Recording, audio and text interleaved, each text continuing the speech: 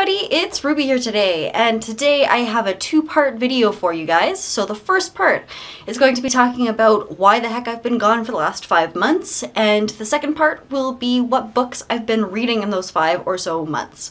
So I'm not really sure if I should be congratulating myself for coming back or if I should be giving myself a hard time for being gone so long, especially when I really didn't give any sort of updates along that time period. But I thought I would talk a little bit about what happened. So you can totally fast forward to the second half of this video. I won't feel bad if you don't want to see these updates, but they kind of explain what books I've been reading as well as why I haven't been reading that many. So really, I would just suggest you watch the whole video. In general, I know I've been a fairly inconsistent uploader. I don't always follow through with my plans with videos, and generally, I know that I don't tend to upload every week, and that has just gone completely down the drain. So I don't know what I told you guys about a year ago, but I was accepted into a master's program in the United Kingdom, and it was one that I really loved, but I wasn't quite sure if I was ready to go into the program or if it was really the best for me, because it's a taught program, more in philosophy than in psychology, and I wasn't really sure what kind of road I would take. I actually applied to just see if I could get into graduate studies, so it was a huge surprise that I got in at all. So what I decided to do is I thought it over, and really the big obstacle was finances.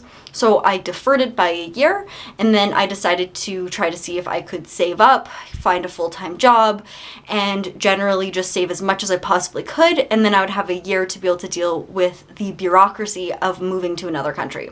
So that is what I have been doing. So the past, 4 or 5 months, just after I think I uploaded pretty much my last video, I found a job at a really good location. It's a 8 to 4, 9 to 5 sort of job, and it's a pretty chill job, but it is a consistent Monday to Friday job. So that has been part of it. When I first started, I decided that I needed to learn how to drive because I would be moving to another country. I hadn't yet learned how to drive. It is in the United Kingdom, where it's less dependent on driving than here in Canada, but at the same time, I didn't know if I'd be coming back or sort of what would be happening beyond that. It's the first time moving away, so I thought that it would at least be good for me to have the skills to be able to drive. And for some reason, I never learned when I was 16. I think that I had this weird ideology around never learning to drive. I think that I was just an environmentalist. I was like, I'm a millennial, so I don't have the money or resources or time or anything like that to learn. And then I got older and I'm like, you know what, even if I don't have a car or even if I don't drive it that much, I should at least have the skills. And so I'm a lot older than the average person who drives, and that was a huge component to it. So when literally the first week that I had my full-time job, I had weekends where I was doing in-class knowledge-based lessons from an instructor, and then in the evenings I was doing weekly or bi-weekly lessons in car, and that was incredibly anxiety inducing because of how old I am and just generally how much anxiety I have. So I was terrified to learn, so it was a very stressful period of time. So that was part of it. Beyond that, I have been doing some things for my supervisor, not a whole bunch, but I've been reading some neuroscience stuff. I've been reading some dissertations, and generally just trying to keep on top of things because I do really miss university. And another thing that I found about working full-time is that I'd always kind of poo-pooed people who said, oh, I don't have time, I'm working full-time, because in university, especially when I was in university, I was taking 5 classes a semester. I was really studying my butt off because I'm not the kind of person who hears it once and remembers it. So I was studying about 35 to 40 hours a week. So I was like, hey, but if I can do all of these hobbies and stuff, why can't you? And then I realized that part of it is because you work at the time that you're most productive, the coffee kicks in, and if you have the inspiration, you can't just go and take an hour break to film and edit something. You have to, keep on working. So I generally it ate up a lot of my time.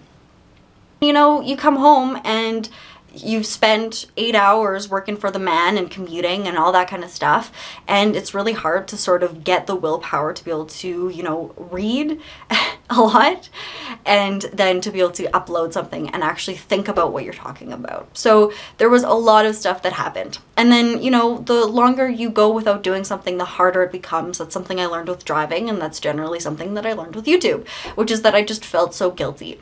And I did always intend on coming back. I still get people's comments, I still get notifications on my phone. Like, it was never something that I was just like going to give up. It was just something that I wasn't sure when I was going to come back to it, and so I wasn't sure how much I should really be engaging people. And I'm already not super consistent on social media, so I wasn't really sure if that was a good place to even talk about it. The thing is that now I do really want to be doing this kind of stuff. It is still really hard to be able to like read and upload things because there seems to be a lot of stuff that always comes first, you know, like even if it's like exercising or studying or working or, you know, getting things ready for moving, or even just having the ability to have time on my own, I generally put that first. So I was actually cleaning out this room that I film in, and this is where all my books are and things like that. I think when I first moved in, I did a little bit of a panorama, and I just put another bookcase in because there had been some books that I'd gotten from thrift stores and things like that, or like reference books that I really wanted to put on shelves because they had just been stacked up in piles. So I had been looking through them and I felt really bad because they are books that I really want to read. Like, I think about books and I don't feel inspired, and then I actually go through my books and I realize, well, obviously I'm picking books that I want to read, you know? So there seems to be really that tug as to what to really be reading and how to get motivated again. So I was like, you know what? And now I'm rambling, but I remembered, I don't know how long I've had this channel for. When I first started, it was because I was in university and I felt really bad about being in university and not being able to read consistently like I had in high school. And so I started this channel to give myself accountability. I really liked watching reviews online. I really thought that it was cool to be able to track progress and to be able to talk on a different sort of platform and to be able to give myself that accountability. So I thought that I would do that again. And I really do want to track my time to the United Kingdom as well, and to be able to take you guys with me as I move, and to generally do that and keep people updated that way as well, especially with family and friends. So I don't really have intentions that I really want to be talking about right now with my channel, other than getting back on track. So I don't really want to be saying, oh, you know, I'm gonna specifically be doing this, that, or the other thing, because I don't want to disappoint people again. But I do have some things in mind.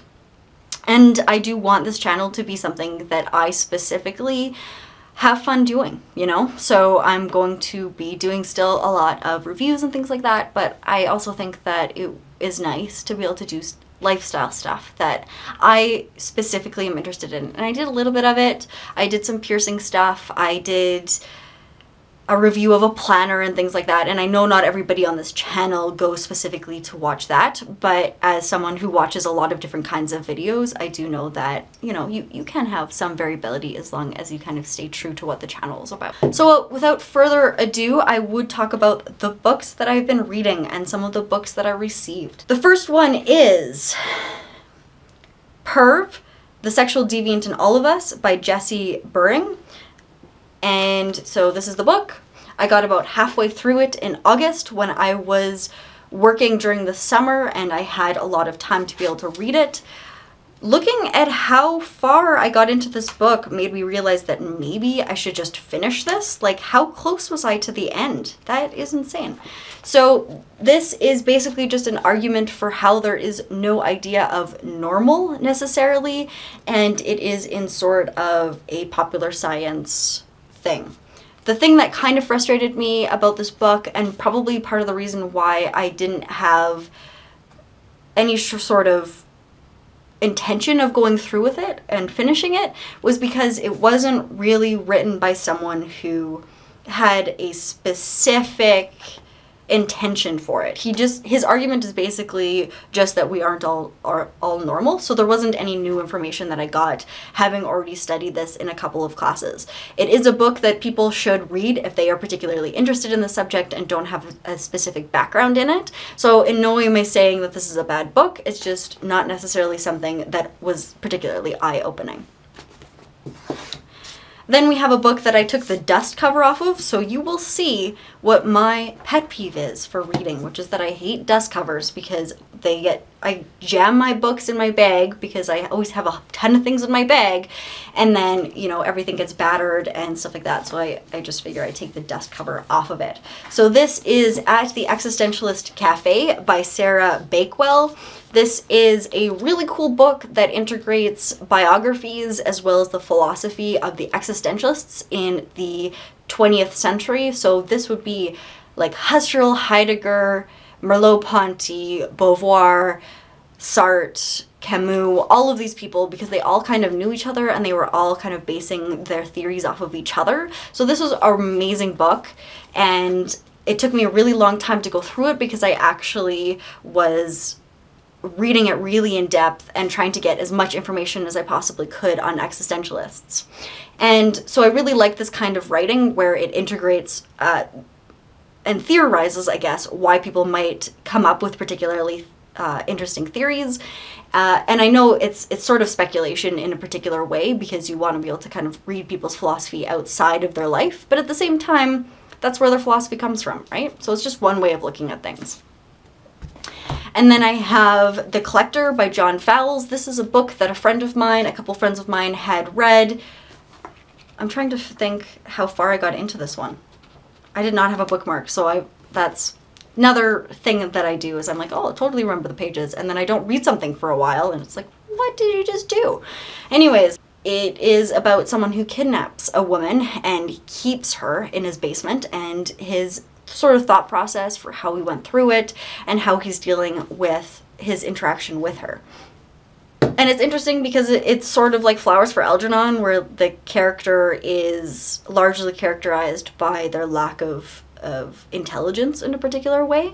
So the person he interacts with is sort of more intelligent than he is. So it's something that is highly emotional and something that I think was something that I didn't really have the emotional capabilities at the time to read, especially when, you know, I'm already stressed out and anxious about other things. So that kind of took the sideline for a while. Labyrinths is another one that I had picked up recently. So this is by Borges, and I know people in the comments of the video that I had done said that, you know, he's not like an uncommon author. I think in the area that I'm in, it is a particularly uncommon author. I don't know a lot of people who know Borges, but I mean, maybe I think he's more well known in like academic circles and particular other speculative fiction circles. So this is his collection of short stories about speculative and science fiction, and it's one of the first experimental literature books, but it's not necessarily something that you have to read cover to cover. So I did read a couple of these, but didn't fully get into all of them. This is one that I did actually finish, so there's a couple in here that I finished. So this is The Raw Shark Texts by Stephen Hall, and this is an experimental book that was written after like House of Leaves and If Upon a Winter's Night a Traveler. And so it's kind of another example where there is almost, I can't think of what exactly it would be, like, it's like visual poetry. So when you have words that make up images and things like that, which you can kind of see on the cover. And it was a nice light read. It's something that I think I'll get into a little bit later, and something that is still within the genre that I do like, but I wasn't entirely blown away by this book. So something I read in the summer, something that someone also recommended to me, but not something that I necessarily wrote home about. And so it's about someone who has amnesia and he wakes up and he is being chased by this abstract, like conceptual thing that comes after him, and so he goes on a journey to sort of discover what that is, and along the way tries to recover his memories. Then we have Wednesday is Indigo Blue, Discovering the Brain of Synesthesia by Richard Seitwick and David Eagleman. So the first is a medical doctor, the second is a PhD, I think neuroscience. So I bought this about a year ago because I had written an academic paper, like just for a class, on synesthetic metaphors, and so I had actually cited these authors in one of the papers that they had written that was related to this book, and so I figured, well, I might as well just buy the book. It was endorsed by Oliver Sacks, who's someone I've also mentioned on this channel.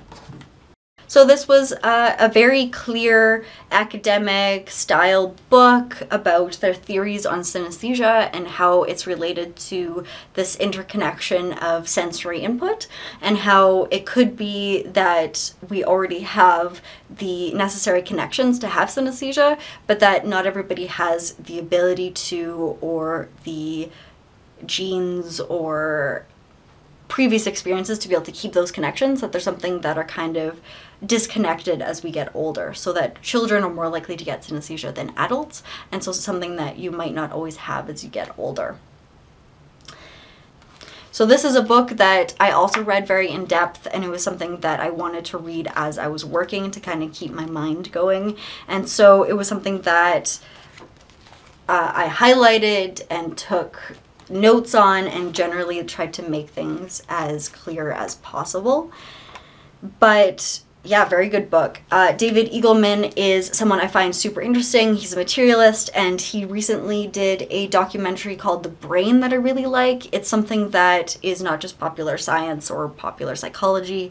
It has very new and interesting psychology experiments that have been happening, and each episode is a different theme on new topics of the brain. So this was a very, very cool book.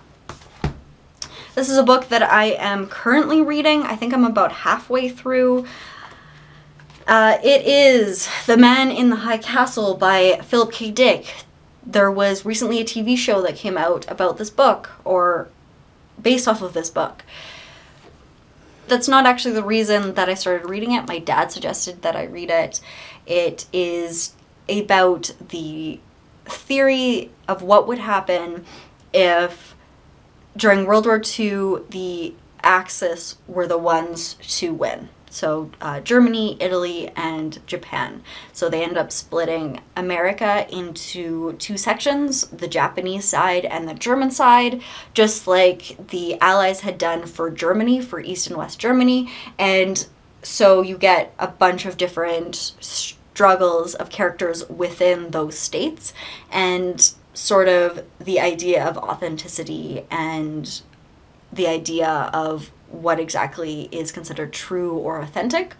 So also a very interesting book, but Philip K. Dick likes to confuse you and make you think, and so I have been very interested and very engrossed in this book, but it's been taking me a long time to read it. I have a book that, I mean, you don't really have to read cover to cover, but it's something that I wanted to show because I did get it for Christmas, and generally find it to be super cool, and it's definitely something that I think a lot of people would predict that I'm reading, which is The Case of Beasts. Explore the film wizardry of fantastic beasts and where to find them. Written by Mark Salisbury. So this is a coffee table book about the making of the Fantastic Beasts and Where to Find Them, the movie version of the book by J.K. Rowling in the Harry Potter universe. So I really love this book because it has pop-outs. It's kind of like the Wizardology books that you would have gotten as a child. And so you get these really cool props and things like that. So definitely very interesting. I did start reading it cover to cover, and I got pretty far into it and then was like, you know what, I actually have to do things that are necessary as an adult, so I have to stop reading this. So that's also something that I need to finish. Oh my god, and I almost forgot one more book that I read, but it's actually a book that I listened to. So that is The Plague by Albert Camus. So I will just post some sort of cover on it. This is a book that I listened to on YouTube, so I'll see if I can link it down below for you. And someone just uploaded it. I don't know if it's copyrighted or not.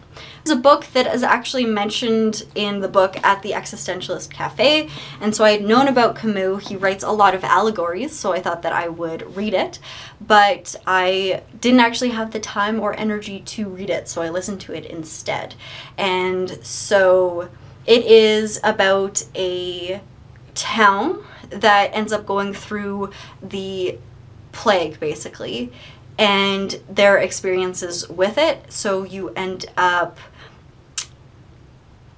hearing about the experiences of like a doctor and some politicians and some lovers who are all going through this new experience in this town. And so it's blockaded, so you get lovers that aren't able to communicate with each other, and you get a lot of people that end up dying really soon, and sort of the steady buildup and deceleration of this disease.